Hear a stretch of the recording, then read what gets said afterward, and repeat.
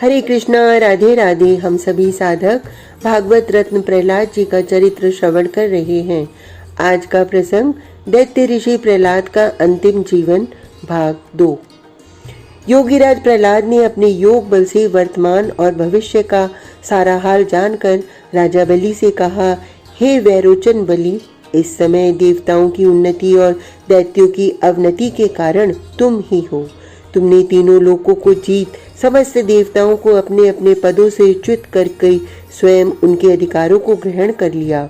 इसी कारण देवता लोग दुखी होकर भगवान की शरण में गए थे। अशरण शरण भगवान ने उनकी विपदा सुन उनकी रक्षा के लिए अदिति के गर्भ से अवतार लेना निश्चय किया है। वे वामन रूप से अवतार ले देवताओं के अधिकारों की रक्षा करेंगे, जिससे दैत्यों को अपनी करनी का फल मिलेगा। इसी भावी के प्रकाशनार्थ ही तुम्हें बुरे स्वप्न, तुम्हारे साम्राज्य में अपशकुन और उत्पात होने लगे हैं। अभी समय है, तुम सावधान हो, दैत्यों की रक्षा का उपाय कर सकते हो। दैत्यराज बलि योगीराज प्रहलाद की हितपूर्ण सत्य बातों को सुन बहुत ही बड़बड़ाया। भावी वश उसकी बुद्धि नष्ट हो रही थी। उसने क्रोध के आवेश में कहा, हे आर्यचरण, आप कैसी बातें कर रहे हैं? यदि देवताओं की रक्षा करने में विष्णु समर्थ होते तो अब तक वे क्यों चुप रहते? न जाने कितनी बार हमारे असुर वीरों ने देवताओं को सताया है और उनसे अपने जातिगत वैर का बदला लिया है, परंतु न कहीं विष्णु आए और न ब्रह्मा। अब इस समय विष्णु आवेंगे तो आवे, उनको भी अपने देव पक्षपात का फल मिल जाएगा। मैं इसके लिए जरा भी चिंतित नहीं। राजा बलि की बातें योगीराज प्रहलाद के हृदय में वज्र के समान लगी। उनके सात्विक हृदय में भी क्रोध आ गया और फिर भी उन्होंने शांत भाव से कहा, रे मूढ़ वैरोचन, तू उस करुणा वरुणालय की निंदा कर अपनी जिह्वा को कलुषित क्यों कर रहा है? मैं जानता हूँ कि भावी प्रबल है, वह टलने वाली नहीं। अतएव तेरी बुद्धि नष्ट हो गई है। अस्तु, जैसा करेगा वैसा तुझको फल मिलेगा, किंतु मेरे सामने भगवान की निंदा कर मेरे हृदय को कष्ट न दे। जा, तू शीघ्र चला जा, यहाँ तेरा कुछ काम नहीं। योगीराज के शाप तुल्य वचनों को सुनकर बलि को बड़ा संताप हुआ, किंतु उसके लाख गिड़गिड़ाने पर भी योगीराज प्रहलाद ने उसकी ओर आंख उठाकर नहीं देखा, मानो उन्होंने महात्मा तुलसीदास जी के वचनों को अपने आचरणों से दिखलाया। जिनके प्रिय न राम वैदेही, तजिए ताहि कोटि बैरिसम, यद्यपि परम स्नेही।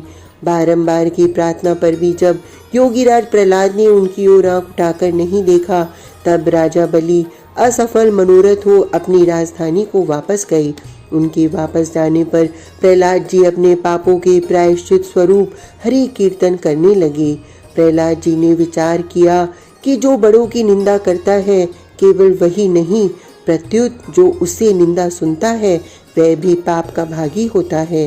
प्रहलाद जी के हृदय में बड़ी ग्लानि हुई और राजा बलि के प्रति जो उनके पहले सुंदर भाव थे वे जाते रहे।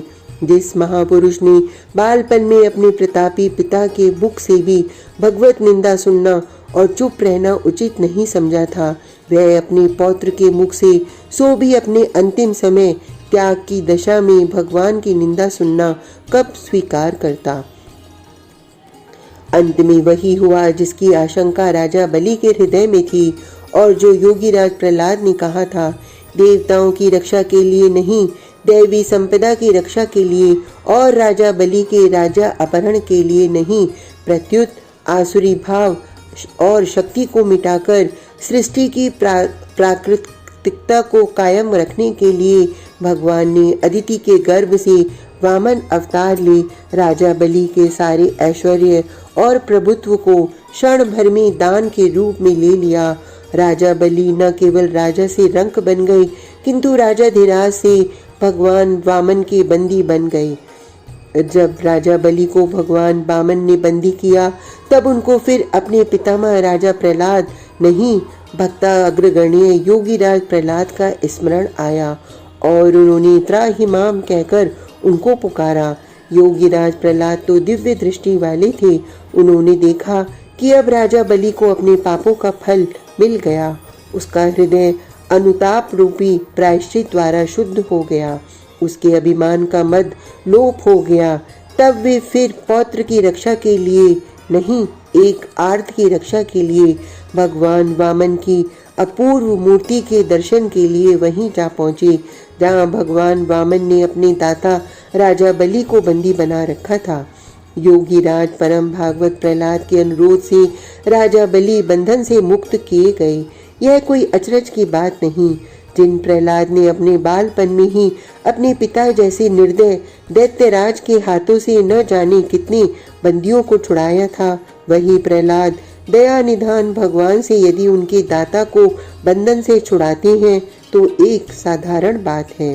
हाँ, राजा बलि को पाताल का राज्य और भावी मनवंतर में इंद्र पद दिलाने का श्रेय एक अचरज की बात कही जा सकती है, और वह इसलिए कि जिस पद के दुरुपयोग करने के कारण भगवान को वामन रूप धारण कर भिखारी बनना पड़ा और एक दानी राजा का राज्य छीनना पड़ा था, उसी को फिर वही पद देने का वादा, और वह भी थोड़े काल के लिए नहीं, 71 चतुर्युगी के एक पूरे मनवंतर के लिए आश्चर्यकारक है, महा आश्चर्यकारक है।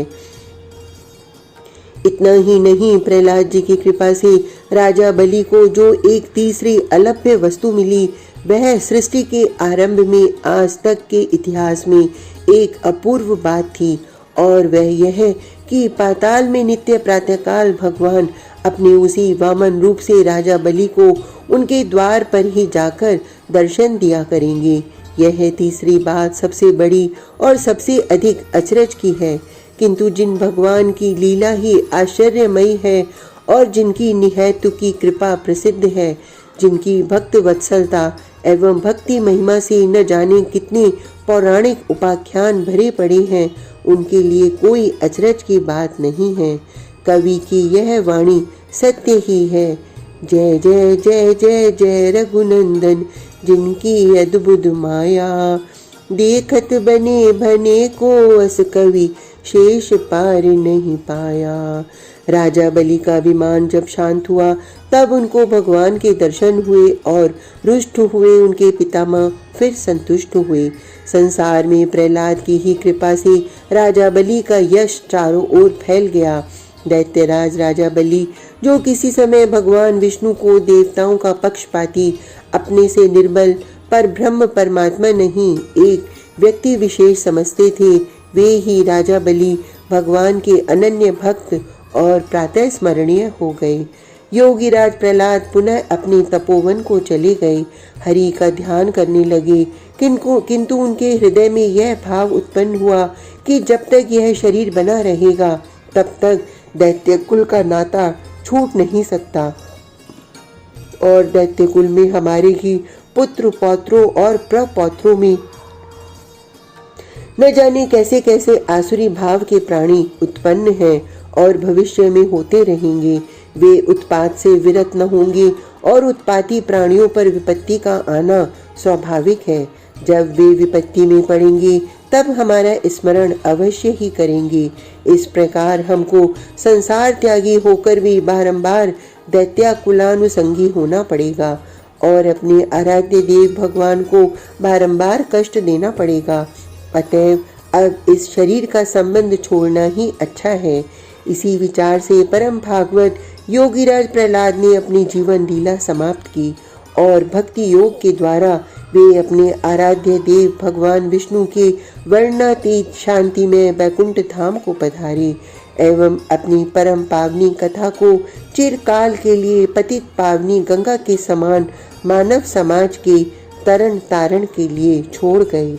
जिस प्रकार समस्त विपत्तियों के समय करुणा निधान भगवान हरि ने हमारे चरित्र नायक भागवत रत्न प्रहलाद की रक्षा की है, उसी प्रकार वे उनकी भी सदा सर्वदा विपत्तियों से रक्षा करते हैं जो इस चरित्र को सुनते हैं। श्री प्रहलाद जी का चरित्र यहीं संपूर्ण होता है। हरे कृष्णा, राधे राधे।